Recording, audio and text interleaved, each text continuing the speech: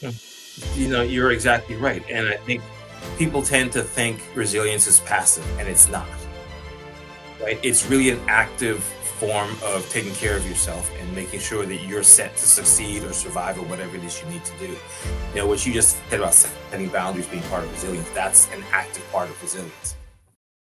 Hello, everyone. Welcome to the Author Spotlight brought to you by Apex Media Global. I'm your host, Monica, and today we're diving deep into the world of storytelling and identity and resilience with such an incredible guest. He is a masterful wordsmith and a powerful author of such incredible stories that I can't wait to get into today. And he does it in such a moving way. He explores the complexities of the human experience, and he's none other than Larry Benjamin. Larry, thank you so much for spending your time with us. Sure. Thank you so much for having me. I've, of course, seen the show and I'm a big fan, so I'm really thrilled to be on. You're so kind. You're so generous with your words. But I wanted to ask you about one of the books that struck me. And Okay. I did my homework, I did my research, but I wanted to start with Unbroken. So Unbroken follows the story of this young man who told his parents that he wanted to marry his best friend, Orlando, when he grows up. And I wanted to ask you, what inspired that story?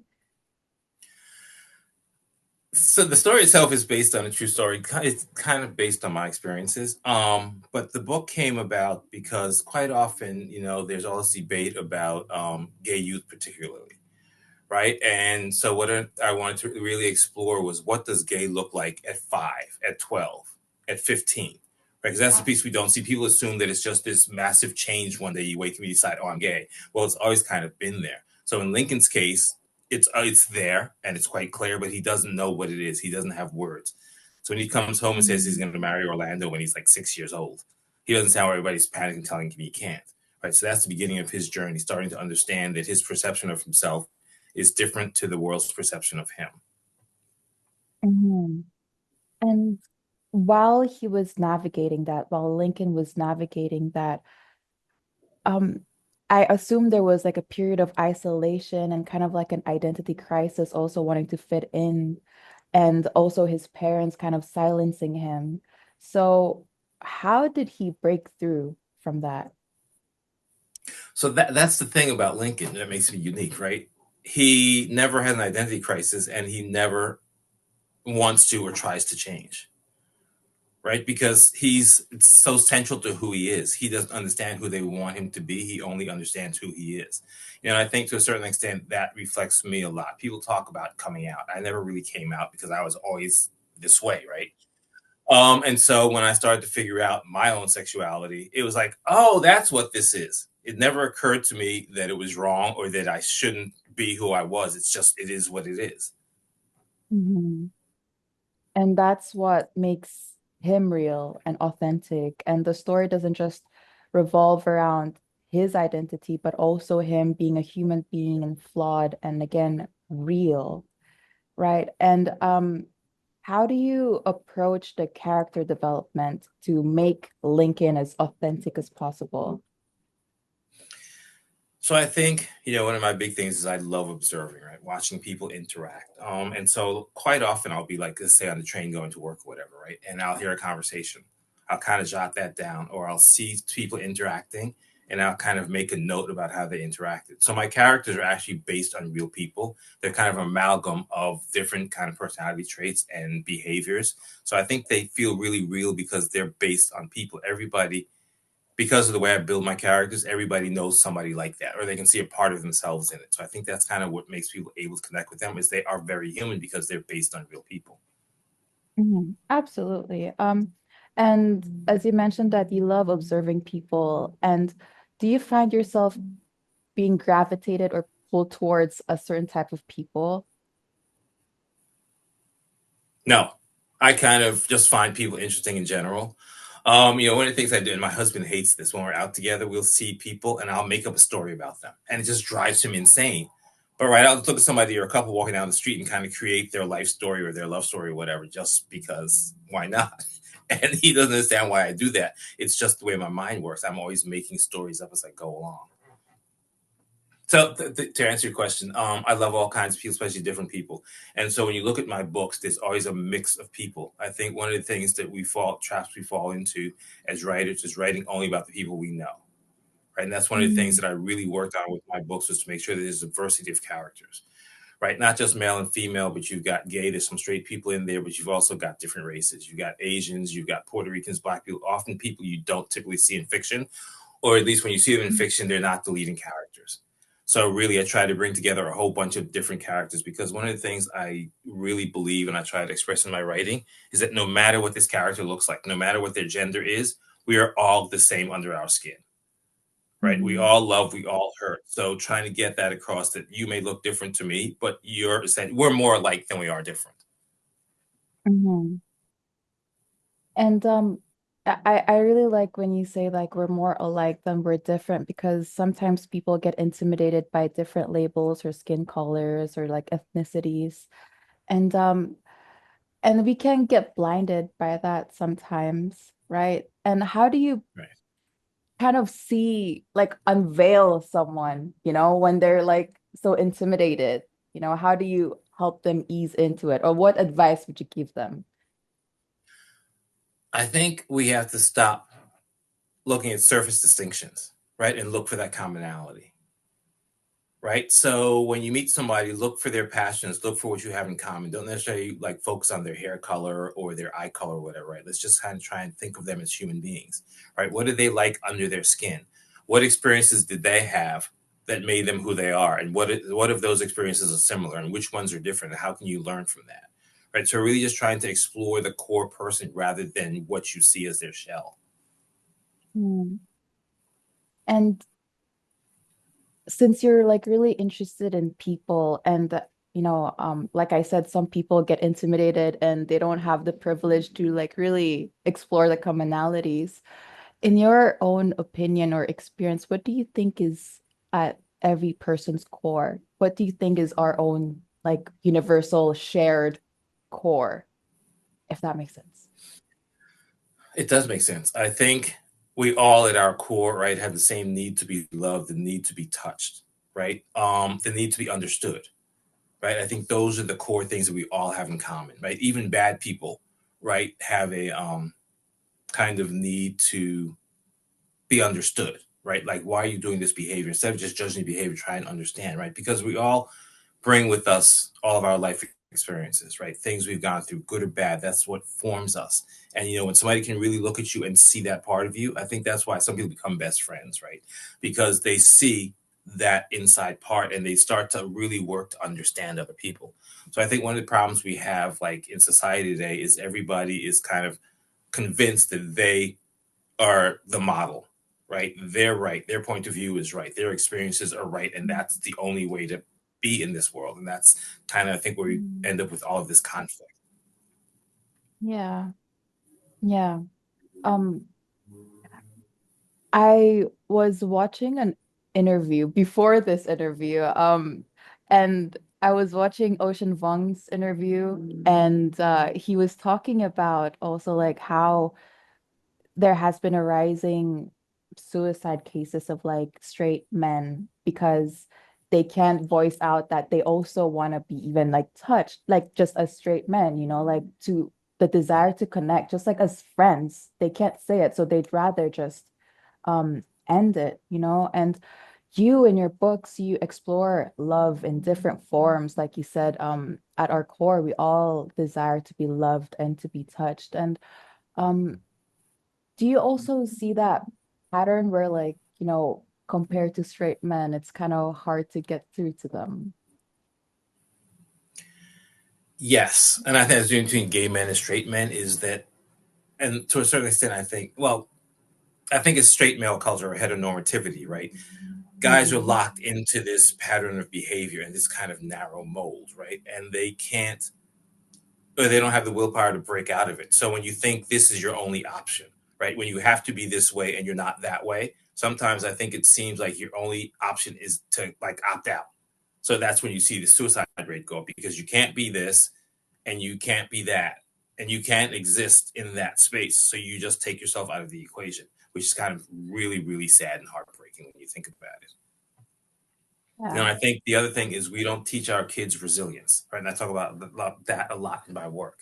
You know, I know there's a school of thought where they thought, well, the world should be kinder. Nobody should have to be resilient and suffer pain and grow from it. Well, that's not the way it works, right? But if we can teach our kids to be resilient, the things that happen to them externally will eventually pass. You know, in Mm. Unbroken, one of the things Lincoln says when he sees the movie, The Poseidon Adventure, what really rings out for him is there's got to be a morning after, right? So even though he's going through a really hard time, his focus on the fact that this is here and now, there's going to be a morning after, the sun is going to come up again, right? And that's kind of what keeps him going. And I think that can be true for a lot of people. What you're going through now is temporary. At some point, the sun is going to rise and it'll be a new day, right? You've just got to kind of push through. And I know that's hard, but when you're resilient and you believe in yourself and you believe that things will get better, it will eventually get better. Yeah. The morning after, yes, I love that part. Yes. Um, and resilience, right? Sometimes, psychological concepts or like such as resilience can be quite hard to grasp. Sometimes it can be subjective, it can be different for every person. And like you said, we have to teach resilience. But to you, like what does resilience actually mean in the most simple way? I think it means to understand that circumstances are temporary, right? Number one. And number two, you'll survive it, right? But also taking a lesson from that, right? Letting it make you stronger. Now, I can give you an example of my first big consulting gig. I was working with a law firm and we were doing a data dump for them for enrollment. And they kept changing things. We kept updating the data, updating the data. And the last data upload was a Sunday night before they went live on a Monday morning. Monday morning, there was an issue and the whole thing fell apart. And the client called me. They were really upset with me because I was managing the project. And he was like, was the problem because we did that data upload yesterday? And I go, yes, in truth, we shouldn't have. And he was like, God damn it, Larry, I am paying you to know and tell me no. Right. That was like a career defining moment for me and as a personal um, growth moment, right? We fixed the problem, but I learned from that. And going forward, like Mm. you need to step up and say no. You need to kind of draw your boundaries and explain what's going on. So I think that's all part of resilience, right? Not just surviving something, but also putting a line in the sand and being able to stand up and say, this isn't right, or this is who I am, or whatever that is. Does that make sense? Yes, absolutely. Absolutely. Because um sometimes we can be mistaken by thinking that resilience is just constantly never giving up, like just keep going through it and not giving up. But I feel like resilience can also be setting your boundaries, like sometimes saying like, okay, I think I don't deserve this. Maybe I should set a boundary and do something else, or like move through this, like learn my lesson and make my bed and go. And that's a powerful thing. So Hmm. thank you. You Thank know, you for you're saying exactly that. right. And I think people tend to think resilience is passive, and it's not. Mhm. Right? It's really an active form of taking care of yourself and making sure that you're set to succeed or survive or whatever it is you need to do. You know, what you just said about setting boundaries being part of resilience, that's an active part of resilience. Mhm. Yeah. So I think the lesson here is that resilience is not something that is passed down to us or something that is automatic. Sometimes you have to actively participate in it and to move through it. Yeah.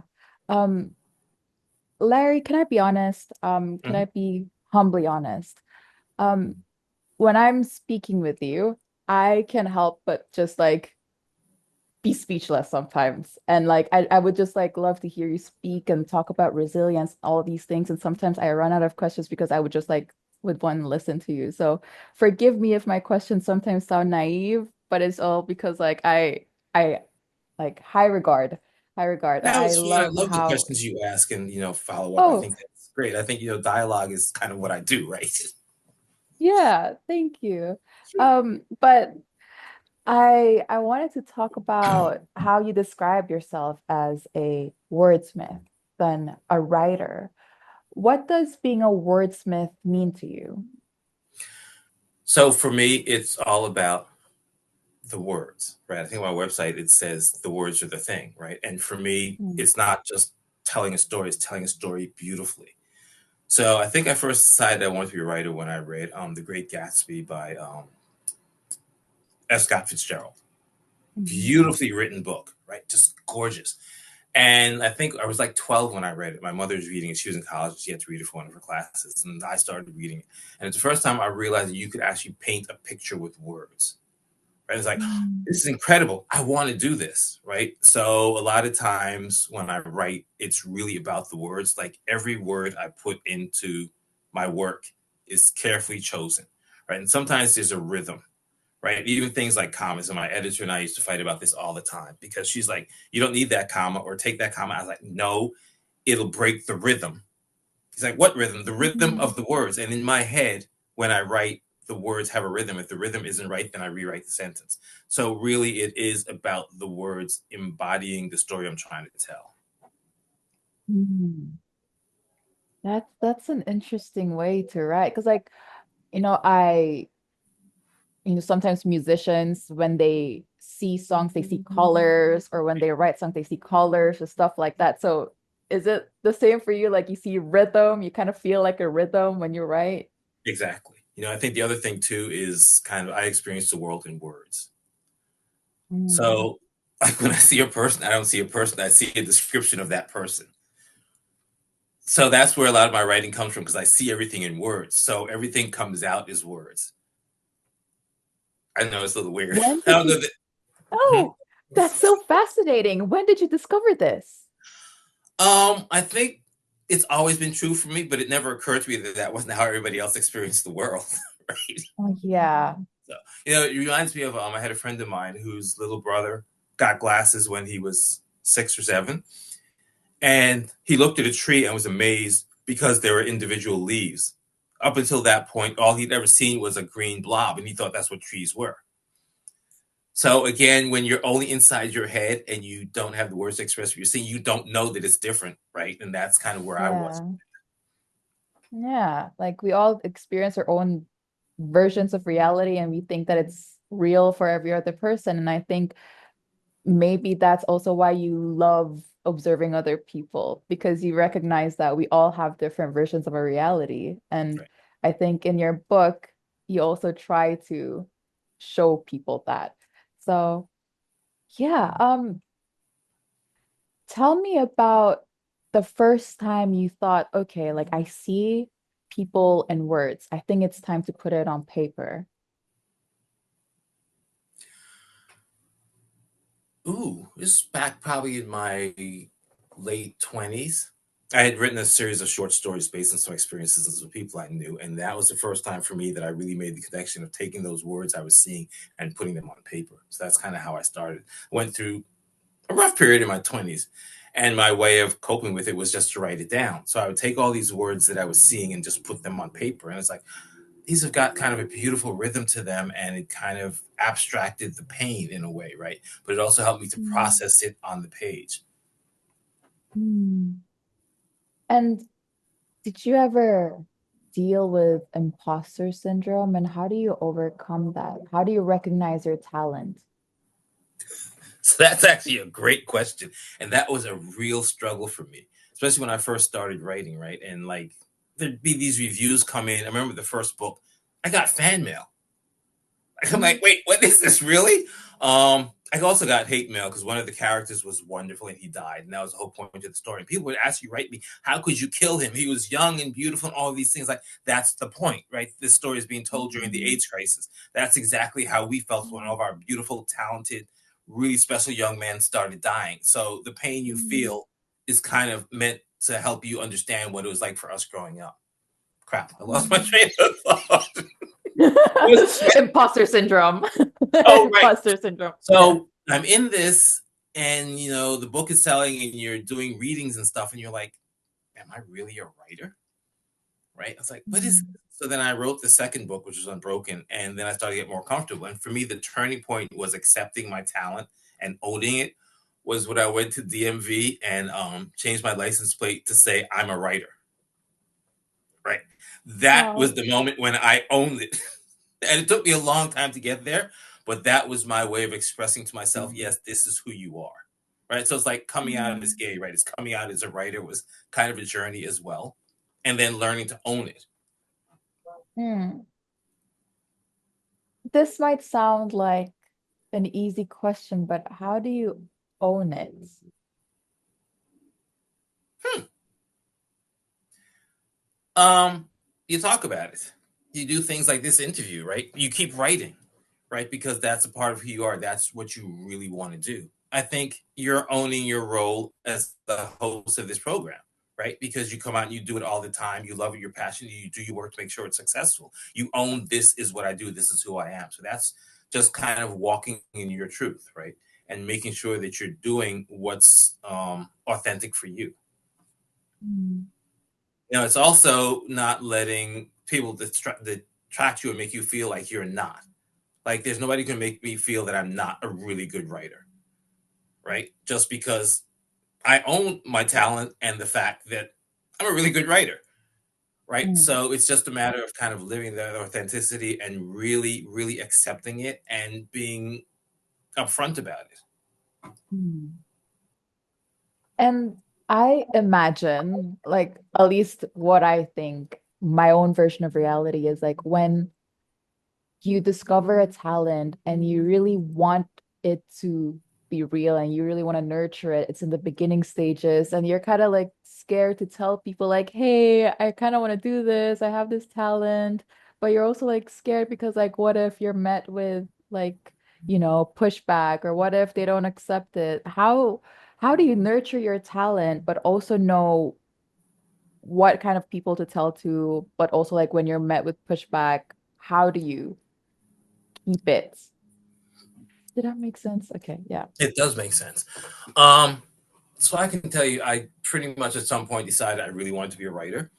But all of the well-meaning adults in my life were guiding me in another direction, right? Because you have to get a job that pays money. You have to kind of succeed in that kind of material sense, right? You want a house, you want a nice car, all the things. So you really need to.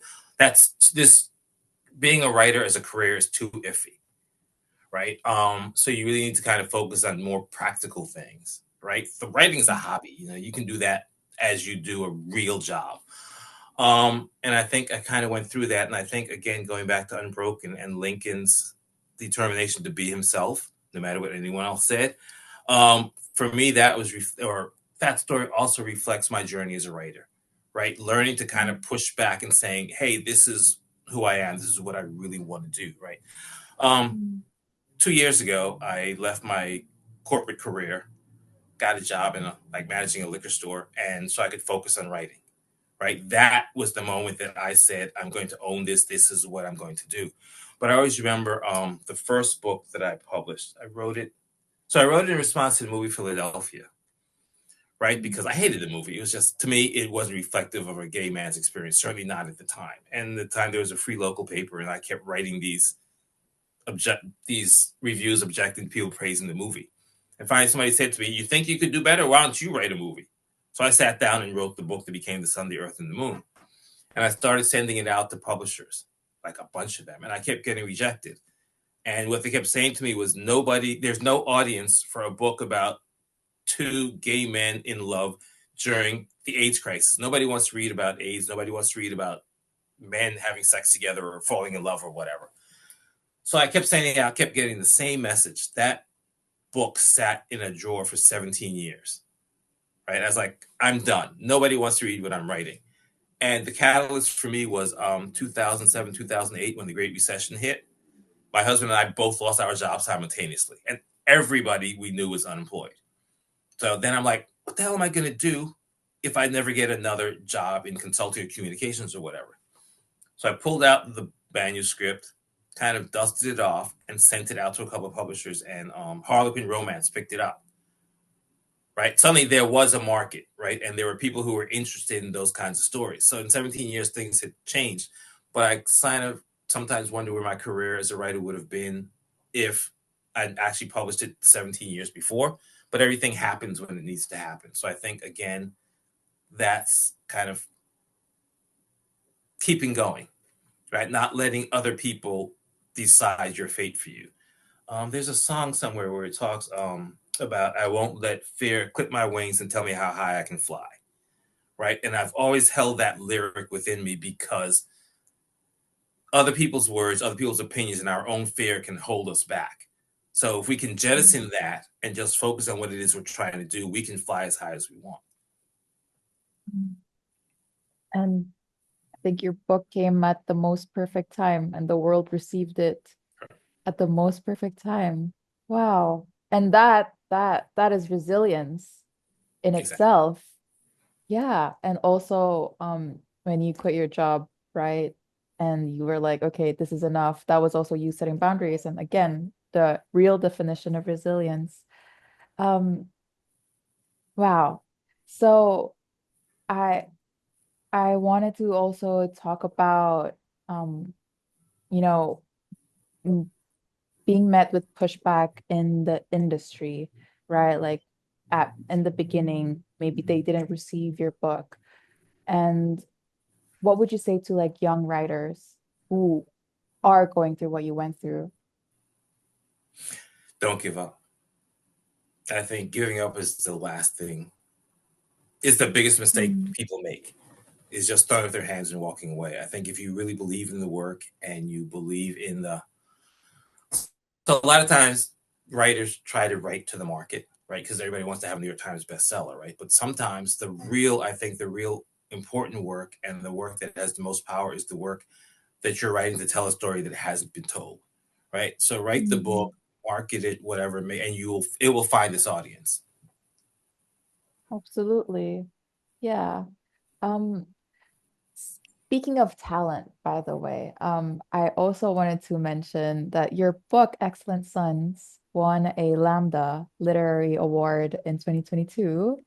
So, um, how did that moment make you feel? I mean, I'm sure it was great, but So, wow. so that moment was like the moment, right?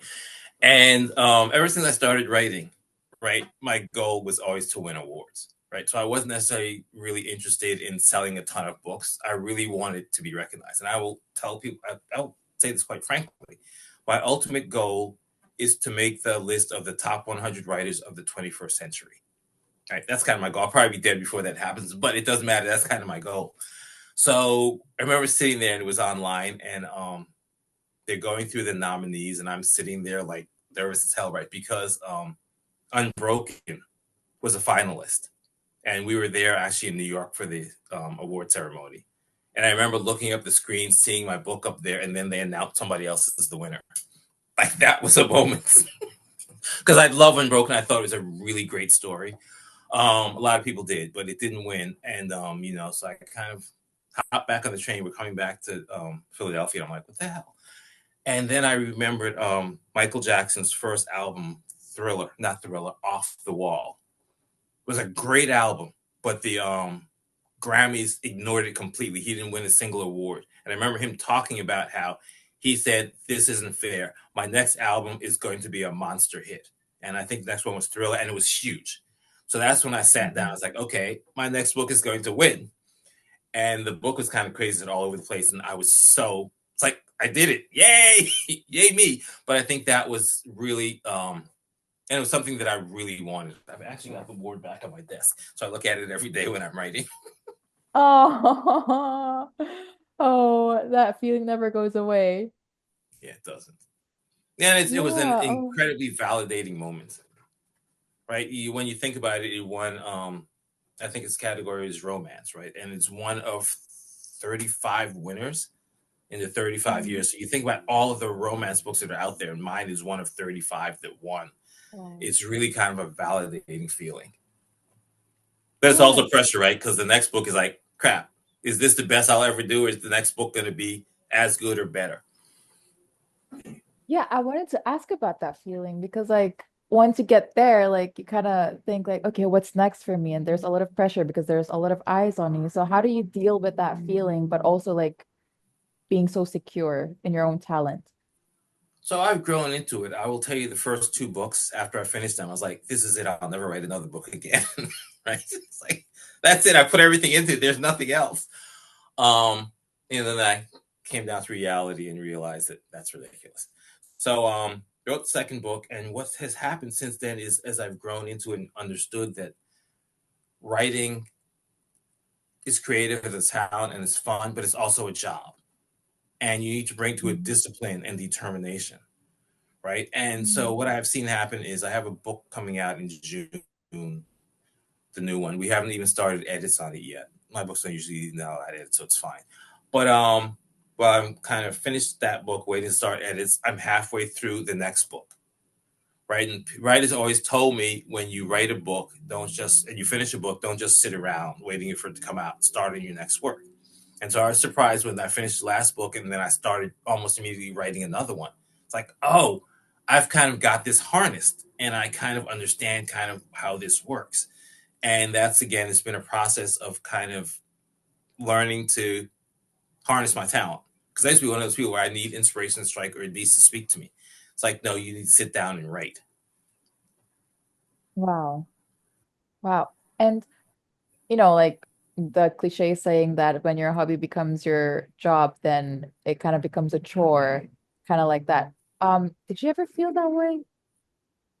I didn't. It's never a chore for me, right? Wow. Because I think I get into it and I love the process, right? And kind of, what I really love is when you're writing a book and you have these characters, and at least in my case, the characters will talk to you, right? So if I Mm. write a scene and it's not right, the character will say to me, "That's not right," right? And then we'll Mm. think about it and we'll go back and rewrite it. So for me, the characters actually become kind of friends and family because you're spending so much time with them. Like it's not just that you created them, but you are kind of getting to know them, right? And so at the end of each book, it's like saying goodbye to to a friend.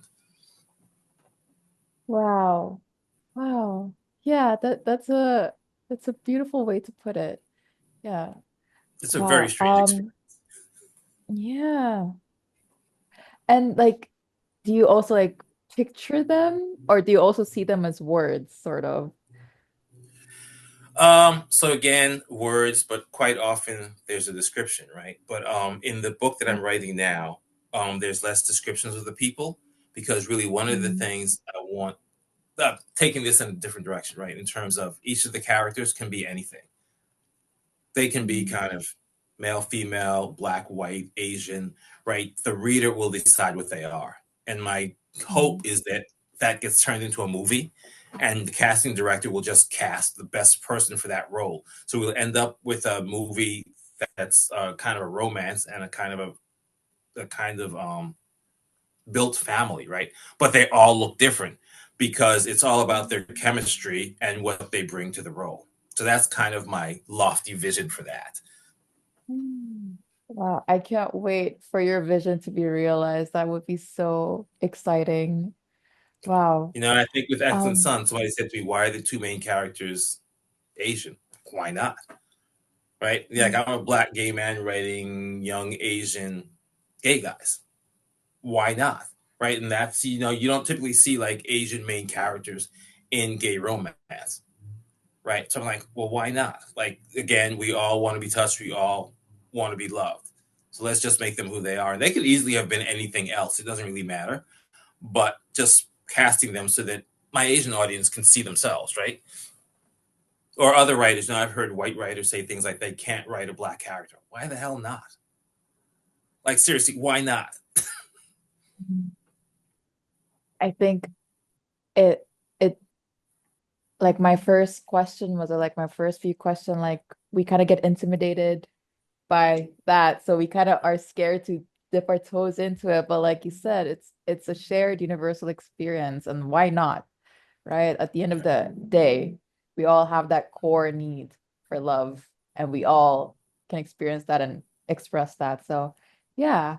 Um, Now, Larry, I have three more questions for you, and I really wanted to get into your brain as if like I have it already. But I wanted to give you three scenarios, and I really am curious as to how you would deal with them and what would Larry Benjamin, the Lambda Award winner, do? Okay, so my first question is, uh, probably it's also what you went through, like you kind of touched on it a while ago, but let's say a young LGBTQ plus writer is told that their stories are too niche to be successful, maybe not marketable. What would Larry do? Write the story anyway, right? Hmm. I think the important thing in that instance is to find people who will support you. I will say that I've been really fortunate with Beaten Track Publication and my editor, who's the owner actually, Deb McGowan. She has believed in me from the start. And from the beginning, it wasn't really about like, let's write a bestseller. It's like, I want you to write your best work and we will get it out there. Um, no, Unbroken was her, right? Unbroken started as a tweet. Somebody on Twitter at the time had posted, when was the moment you knew you were gay? Right. And I tweeted back, I was 12 years old in the fourth grade. His name was Jose. He was a new kid. He walked into fourth period music, smiled at me, and changed everything. Right. And then that was a true story. So I wrote kind of a blog post about it, about Jose and like how I knew suddenly who I was. And she kept saying to me, this feels like something larger. Like there's a bigger story here. And that bigger story turned out to be Unbroken. So again, without somebody encouraging me and saying this is valid, this is a story that needs to be told, even though it's about a black kid in the inner city and a Puerto Rican kid and all of these things. This is a story that you need to tell. So I think again, for young people writing, really find your supportive network and believe in yourself, right? Because those stories need to be told, even if they tell you they don't need to be told. Oh, wow. Just from a tweet, like it's interesting how the events unfolded and now here you are. Yep. Started out as a 140 character tweet, and here we are. Multiple books deep in it. Um, um, okay, so the second question is that let's say in an alternate universe, you're struggling with writer's block while working on a new novel, and the deadline's fast approaching, and you just don't feel inspired at that moment. What would Larry do? Taking that. And that's not a Honestly, flippant underrated. response. It is. But what I find is that sometimes I will kind of hit a roadblock and not be able to solve a problem in the book. And I'll either stop writing, go to bed, or take a power nap. And as you're sleeping, it resolves itself. And I can get up at 2 o'clock in the morning, whatever, and write that through. I think the other thing, I don't know that writer's block is really a thing. I think you sometimes hit a closed gate, right? Well, you can look for another gate, you can climb over the fence, or you can just stand there and wait for somebody to come and open the gate for you, right? I prefer to find another way. So if I'm writing, this is a little easier for me because I don't write sequentially. So like I don't start a book with chapter one, right? I'll start with a scene. It could be in the middle. Sometimes I'll write the end of the book and then work backward. So if I hit a closed gate in let's say chapter three, I'll go on and write chapter 10 because I have a quite clear understanding what that is. The point of the matter is to keep writing, right? And then yeah, it becomes a problem because then you have to tie these chapters together. But the whole thing is not to lose momentum, to keep writing. And I think that's something I really try to advise people is that don't get hung up on writing the first sentence and the second sentence or the second chapter. Write what is in your head at the moment and find a way to tie it together. So that's kind of a way around roadblock. It's essentially just climbing over the fence. Wow. Persistence and resilience. Again, right? Wow. And again, when Wow. I talk about writing being work, right? If you're at work, if you're doing an interview and your person isn't really talkative, right? You can't really connect with them. You're not going to just end the interview, right? You're going to find a way because you have to get it going. So it's the same thing, Yes. bringing that sort of discipline and resilience and determination to make sure that you can write the book or the short story or the poem or whatever it is. Hmm. And But it's like also okay to step speak. back and let things settle. Just don't let it go on for like a day or two or weeks. Hmm. That's a really solid advice, honestly. I think I also needed to hear that. I think everybody needed to hear that, everybody watching. That's a solid advice. Because like even me, I saw writer's block as like a block. But then of course, resilience, persistence, it requires a lot of that. Um, okay, third question. Let's say that a character in one of your books makes a choice that leads to heartbreak. And as their author, do you let them suffer the consequences or rewrite their fates? What would Larry do? Let them suffer the consequences. And again, in my books, my Mm, characters are very human. They make mistakes, they make bad choices, right? But again, mm, resilience, it's about learning from those choices. It's about undoing the damage you created. But it's not about shielding them. I hate books where like everybody's like not necessarily happy, but like there's all of this embracing of everybody. Things are mm, really good and there's no conflicts, everything's sunny. It's like, yeah, that's great. But really, I'm trying to create stories that people can relate to, right? So everybody's made a bad choice or been in a relationship or part of a family member who made a bad choice. And here are the consequences.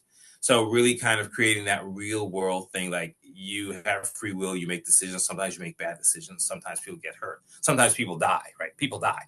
mm. So really bringing that kind of reality to kind of something that's romance, right? Which you don't typically see in romance, right? Because everybody wants to have this, perfect family. Everybody wants the forever love, the soulmate. Do soulmates even exist? I don't know, right? But if they do exist, then it's not always smooth sailing, right? So there's always kind of this conflict. One of the people have asked me about the challenge of writing a love story that plays out against the backdrop of the AIDS crisis, right? Most of my stories, because of when they take place, that's very much a part of the story, even if it's in the background. Why? Because if you're going to kind of walk in my shoes, then you need to understand what it was like growing up, falling in love when the specter of death was around every corner, right? Just because, again, helping people understand kind of who gay men have become because of what we've been through, not just the bullying and all those discrimination, but because of these real life traumas. I was reading one of my books at a senior center for gay men the other year, right during COVID, and they were so the stories talked about kind of the AIDS crisis and what some of the men, they were all like between 60 and 70, 80. And one of the things they talked about was the secondary trauma of having lost a bunch of friends during the AIDS crisis and then losing more friends with COVID, right? So really understanding kind of what that experience was like and how they navigated that. And again, that resilience from the first go round really kind of came into play. But again, just making sure that my work reflects kind of real lives, real conflicts, real society things, right? Like on Excellent Sons is real another romance, but it talks about the effect of gun violence in our schools on youth, right? And you wouldn't necessarily see that, but you got these two young men who are in love for the first time, and there's a shooting at their school, right? And their terror that the first time they have somebody they really care about, and what if that person has now been shot, right? So kind of really kind of bringing those kind of real life situations into a love story is kind of what I think is really important. Wow. Yes. That thank you for always like being authentic and real and sharing your story with the world. And I think um we definitely need more of that. Definitely need more of that. Um yeah. So thank you so much, Larry. Where can we find your books? So my books, Amazon, they're now at most bricks and mortar bookstores. If not, you can ask them to special order it. That's probably the easiest way to get them.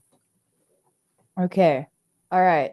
We're gonna order a bunch of your books. But Larry, thank you so much again for sharing your story and still adding magic into real world scenarios without making it too like superficial, obviously. I honestly stepped into this conversation a little bit intimidated and I was like, oh my God. But you have taught me if there's something that I have to take away from this conversation is again at our core we're all the same.